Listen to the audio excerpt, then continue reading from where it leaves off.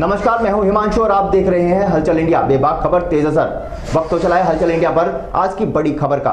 मुस्लिमों ने corona fighters का बैंड बाजों से स्वागत करते हुए सीएम और पीएम की प्रतिमा भेंट की। चरथावल के गांव कुटेसरा में मुस्लिम समाज के लोगों ने थाना अध्यक्ष सुबे सिंह सहित समस्त स्टाफ पर बैंड बाजों के साथ पुष्प वर्षा करते हुए गुलदस्ते भेंट कर उनका स्वागत किया तथा सलमान आमिर आदि ने चरथावल थाना अध्यक्ष सुबे सिंह व चौकी इंचार्ज कुटेसरा शिव कुमार सहित समस्त स्टाफ पर पुष्प वर्षा करते हुए गुलदस्ते भेंट कर उनका स्वागत किया। चरथावल थाना अध्यक्ष सुबे सिंह को पीएम नरेंद्र मोदी और चौकी इंचार्ज शिव कुमार को यूपी सीएम योगी आदित्यनाथ की प्रतिमा भेंट कर उनका सम्मान किया गया। कोरोना वायरस जैसी वैश्विक महामारी को मात देने के लिए संपूर्ण भारत में लॉकडाउन किया गया है। लोग घरों में रहकर इस बीमारी से लड़ रहे हैं। वहीं पुलिस, स्वास्थ्य कर्मी, सफाई कर्मी जैसे तमाम जरूरी सेवाओं से जुड़े कर्मचारी जो अपनी जान जोखिम में डालकर अपने दायित्वों का बखूबी निर्वहन कर रहे हैं, इसलिए इन्हें कोरोना फाइटर का नाम दिया गया है। रविवार को एक तस्वीर ग्राम कुटेसरा से सामने आई, जहां मुस्लिम समाज के लोगों ने मौलवी मुस्तफा, महराज त्यागी, युवा नेता सलमान, हाजी मूसा, डॉक्टर आशू,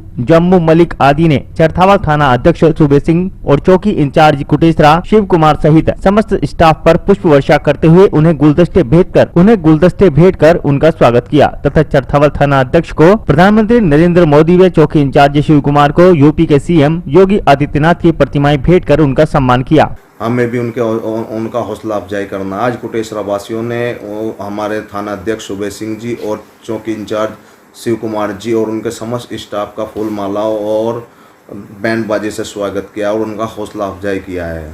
मेरी सबसे यही अपील है कि आप अपने घरों में रहिए, सुरक्षित रहिए। अगर हम अपने घरों से बाहर निकलेंगे, ये बहुत ही खतरनाक बीमारी है। अगर एक बार ये महामारी फैल गई तो इसमें हम कुछ भी नहीं कर पाएंगे। जिसके यहाँ से जाता है उसी को पता चलता है। मेरी बार बार यही रिक्वेस्ट है और अपील है कि आप अपने घरों में रहे, सुरक्षित रहे और अपने घरों को भी सुरक्षित रखें, अपने बुजुर्गों का ध्यान रखें और अपने आस पड़ोस में कोई भूखा ना सोए, उनका सबका ख्याल रखें और ध्यान रखें कि कोई घर में भूखा ना सोए। मेरी सबसे यही विनती है कि आप सब अपने जो भी है जिस लायक है सब करें। अस्सलाम वालेकुम।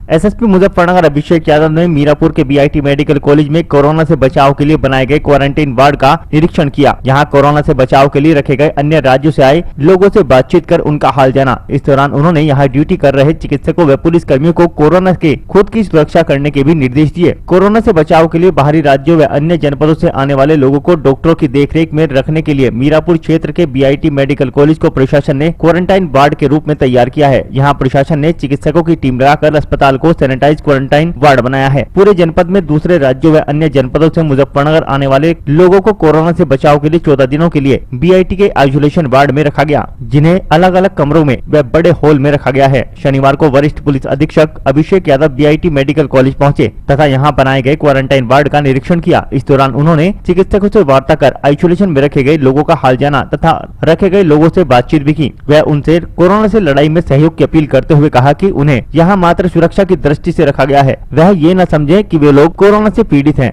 उन्होंने लोगों से संयम बरतने का आग्रह किया।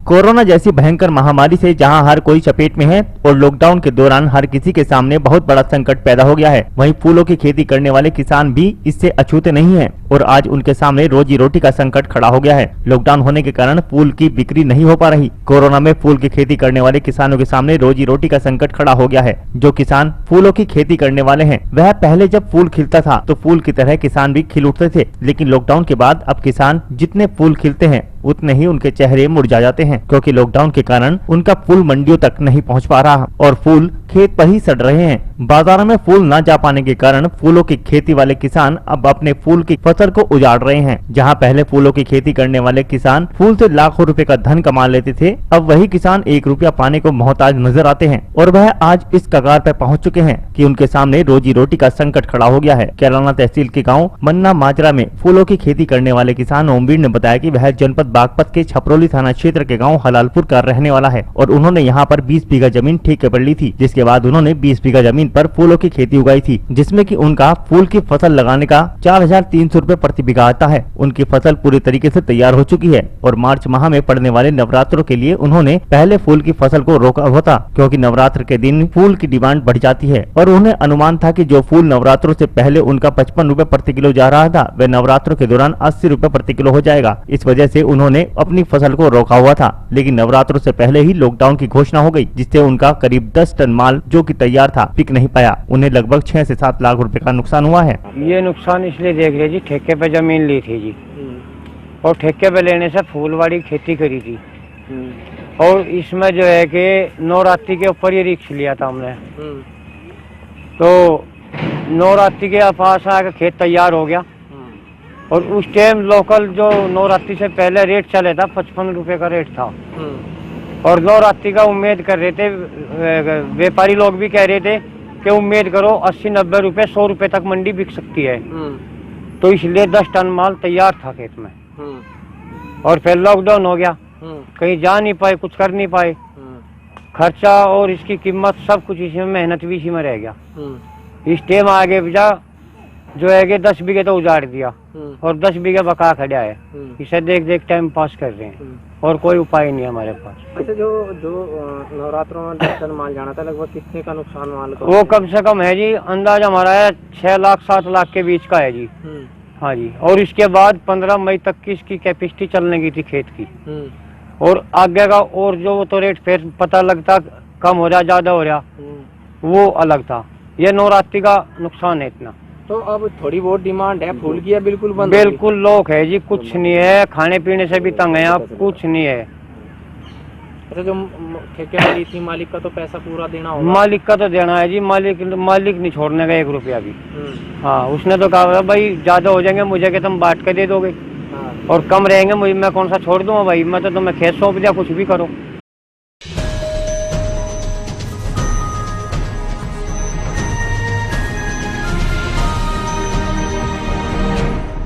तबलीगी जमात के प्रमुख मौलाना साद की तलाश में दिल्ली पुलिस और यूपी पुलिस लगातार दबिशें दे रही हैं, लेकिन मौलाना साद पुलिस के हाथ नहीं लग रहा। मौलाना साद पर दिल्ली में गंभीर धाराओं में मुकदमा दर्ज हुआ है, क्योंकि दिल्ली की निजामुद्दीन से जो कोरोना वायरस का संक्रमण जमातियों के द्वारा फैला है, उसका आरोप निजामुद्दीन के प्रमुख मौलाना साद पर लगा है। इसके बाद से पुलिस लगातार तबलीगी जमात से जुड़े लोगों को ढूंढने में लगी है, और इसी के साथ मौलाना साद के परिवार व रिश्तेदारों पर भी पुलिस की पैनी नजर है। 2 दिन पूर्व मौलाना साद के रिश्तेदारों में 2 लोगों में कोरोना वायरस की पुष्टि हुई है। उसके बाद से प्रशासन में हड़कंप मचा हुआ है, और शामली आवास पर पुलिस ने कई बार दबिशें भी दी है। मौलाना साद का परिवार शामली जनपद के कांजला थाना क्षेत्र के मोहल्ला शेख जादगान में रहता है। कोरोना वायरस के संक्रमण के चलते शामली प्रशासन ने मौलाना साद के भाई मौलाना बदर को भी क्वारंटाइन कर दिया है। जिस तरीके से तबलीगी जमात के लोगों व उनके संपर्क में आए लोगों में संक्रमण फैल रहा है, उसी को दृष्टिगत रखते हुए एहतियात के तौर पर मौलाना साद के भाई मौलाना बदर को उन्हीं के आवास पर क्वारंटाइन कर दिया गया। मौलाना बदर के भाई मौलाना राशिद ने इस मामले की जानकारी दी है, और ये भी बताया कि मौलाना बदर ना तो निजामुद्दीन गए हैं और ना ही वह तबलीगी जमात के लोगों के संपर्क में हैं, लेकिन न जाने क्यों शामली प्रशासन ने उन्हें क्वारंटाइन कर दिया है। और सहारनपुर में जो मौलाना साद के रिश्तेदार पॉजिटिव मिले हैं, उनको लेकर भी मौलाना राशिद से बताया कि उनसे मौलाना साद की खासा रिश्तेदारी नहीं है। वह लोग तो मलेशिया व बाहर अन्य देश में एक प्रोग्राम में गए थे, जहाँ पर उन्हें कोरोना संक्रमण हुआ। फिलहाल जो शामली प्रशासन है, कोरोना संक्रमण को लेकर पूरा सतर्क नजर आ रहा है, और तबलीगी जमात से जुड़े लोगों व उनके संपर्क में आने वाले सभी लोगों को चिन्हित कर क्वारंटाइन करने में लगा है। नहीं, बदर साहब को तो क्यों किया हमारी समझ में नहीं आया। बदर ने तो खुद भी कहा, और बदर निजामुद्दीन नहीं गए। दिल्ली तो आदमी लोग जाते रहते हैं अपने काम से, अपनी ज़रूरत से, लेकिन बदर निजामुद्दीन गए ही नहीं। उन्होंने उन लोगों से भी कहा एक बात, और दूसरे ये कि उनके जो रिश्तेदार हैं, यानी जहाँ उनकी शादी हुई, उनके जो ससुराल है, उसके कुछ लोग सहारनपुर हैं, और जो सहारनपुर में और लोग हुए हैं उनका साद साहब से कुछ ज़्यादा रिश्ता नहीं है। वो लोग तो इसलिए हुए हैं कि वो निजामुद्दीन से जुड़े हुए नहीं हैं, बल्कि वो लोग तो कहीं बाहर गए थे, जैसा कि हमने सुना है। हमें भी पूरी जानकारी, सही जानकारी नहीं है। वो जो मलेशिया में प्रोग्राम हुआ था, जिसके लिए साद साहब को कहा जा रहा है, वो उन लोगों का प्रोग्राम था। साद साहब का परिवार यहाँ पे है कि ऐसे कितने सदस्य जिला प्रशासन ने यहाँ क्वारंटाइन? यहाँ और कोई नहीं, बस बदर साहब है।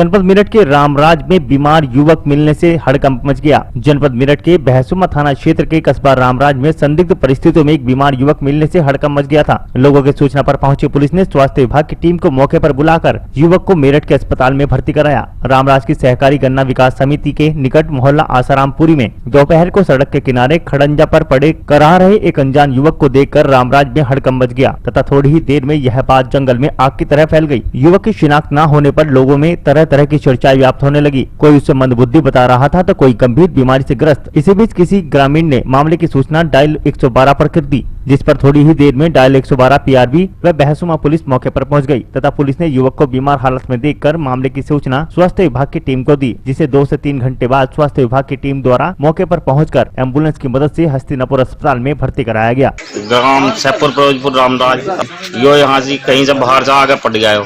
अच्छा हाँ, अब देख लो गले में दिक्कत बता रहा है, ना बोल रहा ना कुछ, थूक रहा है। कॉल करी 102 पे करी है, 112 पे, 108 पे आए, सब आए और डॉक्टर आ रहे हैं सब जब। जैसा कि यहाँ पे एक संदिग्ध व्यक्ति हमें हमारे गेट के आगे पड़ा दिखा, सोमपाल चौहान जी के गेट के सामने, तो हमने उसे देखा, हमने उससे बात करने की कोशिश की, लेकिन वो लगा कि नशे में है। पहले ऐसे लगा, लेकिन बाद में लगा कि ये नशा भी नहीं है, नशे में भी नहीं है। तो हमने सबसे पहले पुलिस को इन्फॉर्म करना उचित समझा। हमने 112 पे फ़ोन किया। 112 की पुलिस ने तुरंत हमारी सहायता की और हमारे एसआई श्री अमर सिंह जी को जैसे ही पता चला वे तुरंत हमारे साथ आए और अपने संज्ञान में मामला लिया। और एसआई साहब ने हमें बताया कि ऐसे ऐसे आप डॉक्टर्स को, और 112 नंबर ने हमें नंबर दिए डॉक्टर्स के कि आप इन लोगों को फ़ोन करो और ये इन्हें उठा के लेके जाएंगे।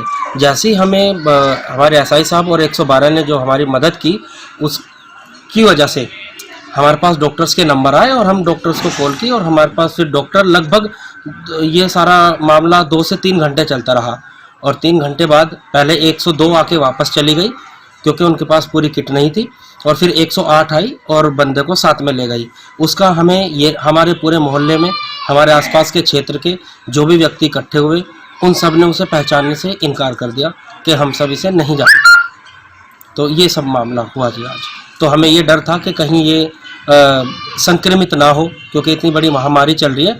उस महामारी की वजह से सभी लोग उससे लगभग 3 से 4 मीटर की दूरी पर रहे। हाँ, उसे पानी अवश्य पिलाया क्योंकि वो बार बार ऐसे करके बता रहा था कि मेरे गले में दर्द है और बुखार। दूर से आवाज़ लगा के पूछा कि बुखार है, तो उसने बुखार के लिए भी हाँ किया। इसका कुछ पता चला कौन था कौन नहीं था? नहीं जी, 108 ले गई। हम धन्यवाद करते हैं अपनी सरकार का, शासन का, प्रशासन का, जिन्होंने पूरी सहायता की। हमारी 112 का, हमारे एसआई श्री अमर सिंह जी का, जिन्होंने तुरंत आके संज्ञान में मामला लिया।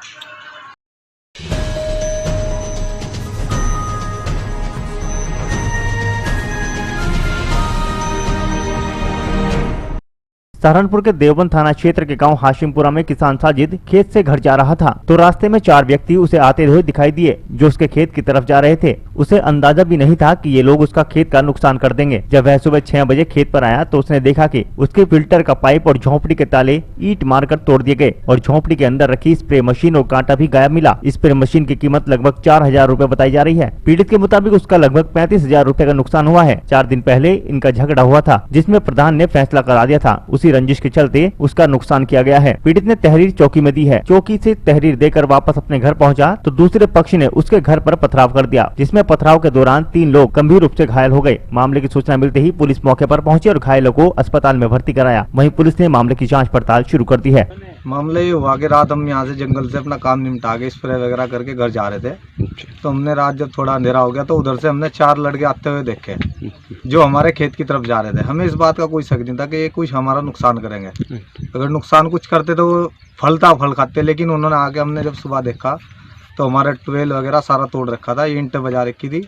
इसमें जो हमारे फिल्टर थे, वेंचुरी थी दवाई चढ़ाने की, वो सब इन्होंने तोड़ फोड़ दिया। और एक झोंपड़ी के अंदर से उन्होंने झोंपड़ी का ताला तोड़ के उसके अंदर एक कांटा रखा था, वो उठा के ले गए। और एक स्प्रे मशीन थी भी जो 4000 रुपये की लाए थे, वो ले गए।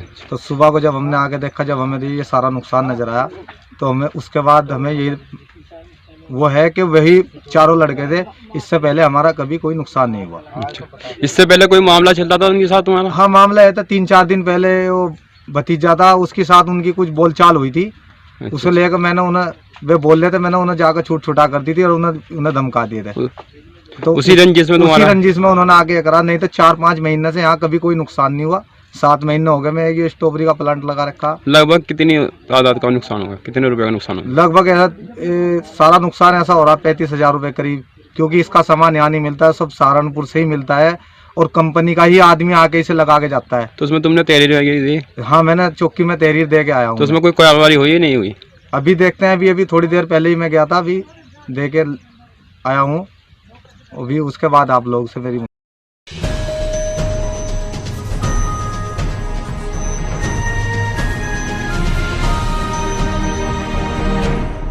बेमौसम हो रही बारिश ने किसानों की मुश्किलें बढ़ा दी हैं। जिन किसानों की गेहूं की फसल अभी खेतों पर ही खड़ी थी, शाम के समय हो रही तेज हवाओं के साथ बारिश ने उन्हें तबाह कर दिया। जहां गेहूं की फसल पकी हुई खड़ी थी, वो बारिश के कारण तेज हवा से जमीन पर बिछ गई। जो फसल कट चुकी थी वो अभी खेत पर ही पड़ी थी, जो पूरी तरह से भीग चुकी है, जिससे किसानों को काफी नुकसान हो गया। जनपद शामली के कस्बा थाना भवन में बीती शाम हुई बारिश से क्षेत्र के किसानों की चिंता बढ़ा दी। किसानों की फसल का काफी नुकसान हो गया। तेज हवा के साथ हुई भारी बारिश ने गेहूं की पकी फसल को बर्बाद कर दिया है। अधिकतर किसानों की गेहूं की पकी हुई फसल अभी तक खेतों में ही खड़ी है, जिसको तेज हवा के साथ हुई भारी बारिश ने जमीन पर बिछा दिया। और जो फसल कट चुकी है लेकिन गेहूं नहीं निकल पाए, वो बारिश के कारण भीग गई और भीगने के कारण कटी हुई फसल पूरी तरह खराब हो गई है। फसल खराब होने की वजह से क्षेत्र में सभी किसान मायूस हैं और उत्तर प्रदेश सरकार से मुआवजे की उम्मीद लगाकर बैठे हैं।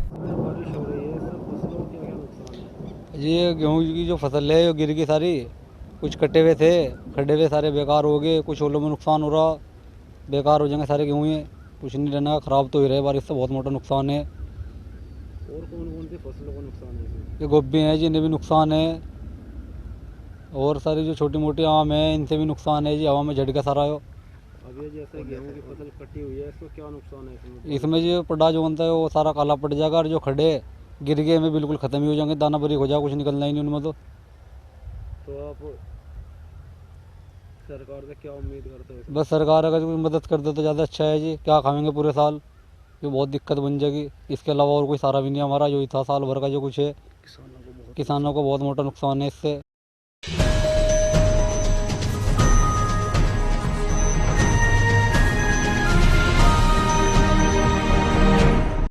लॉकडाउन का पालन कराने को लेकर जहां दिन रात पुलिस अपनी जान की परवाह किए बिना जी तोड़ मेहनत कर रही है, वहीं क्षेत्र के लोग भी इन कर्म योद्धाओं का मनोबल बढ़ाने एवं स्वागत करने में पीछे नहीं हट रहे। इसी क्रम में छपार क्षेत्र के गांव बढ़ेड़ी में छपार कोतवाली प्रभारी निरीक्षक पवन कुमार शर्मा सहित समस्त पुलिस कर्मियों का ढोल बजाकर तथा फूल मालाओं से स्वागत किया गया तथा महिलाओं ने पुष्प वर्षा कर पुलिस कर्मियों का स्वागत किया। वहीं दूसरी तरफ स्वास्थ्य विभाग की टीम ने छपार कस्बा इंचार्ज इंतजार अहमद के साथ मिलकर नेशनल हाईवे 58 पर राहगीरों का मेडिकल चेकअप किया तथा लोगों को कोरोना वायरस से बचाव के टिप्स दिए।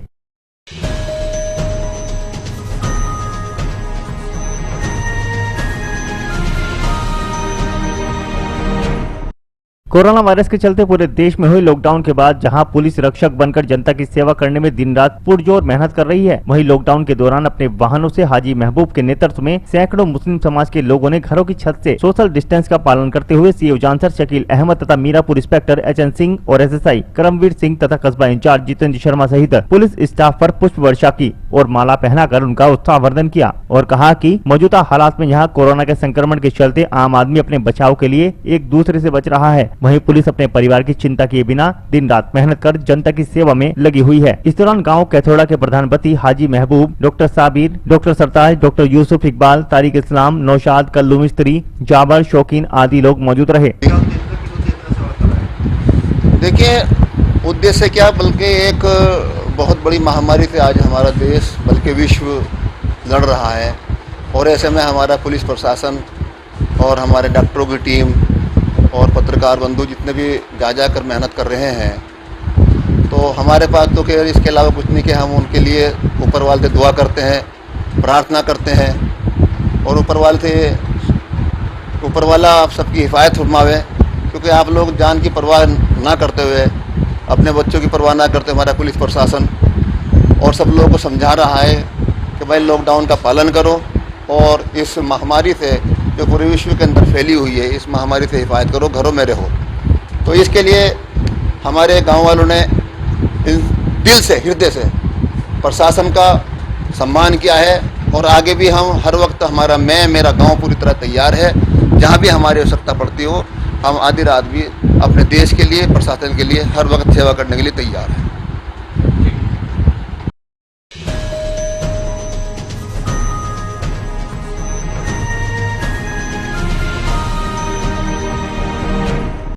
मुजफ्फरनगर के रामराज थाना क्षेत्र के गांव देवल में गश्त के दौरान सभी समाज की महिलाओं व पुरुषों ने अपने घर की छतों पर खड़े होकर पुष्प वर्षा करते हुए पुलिस व डॉक्टरों का सम्मान किया। इस दौरान लोगों ने पुलिस को व स्वास्थ्य विभाग की टीमों को कोरोना योद्धा बताते हुए उन्हें सैल्यूट किया। इस दौरान एसआई माजिद अली, बैराज चौकी हेड कांस्टेबल शैलेंद्र सिंह व PRV 2241 के एसआई कृष्णपाल सिंह, चंद्रशेखर व ड्राइवर पवन सिंह को सम्मानित किया गया। वहीं पुलिस ने जनता से अपील की कि आप सभी कोरोना वायरस जैसी महामारी आपदा से बचने के लिए अपने अपने घरों में रहें और अगर किसी भी सामान को बाहर से लाना पड़ता है तो सोशल डिस्टेंसिंग का विशेष ध्यान रखें। अपने हाथों को बार बार साबुन से धोएं व भीड़ भाड़ वाली जगह पर जाने से बचें। आपके ग्राम में कोई भी व्यक्ति बाहर से आता है या लॉकडाउन का उल्लंघन करता है तो तत्काल 112 को उसकी सूचना दे। रामराज पुलिस व PRV 2241 सदा आपकी सेवा में तत्पर है।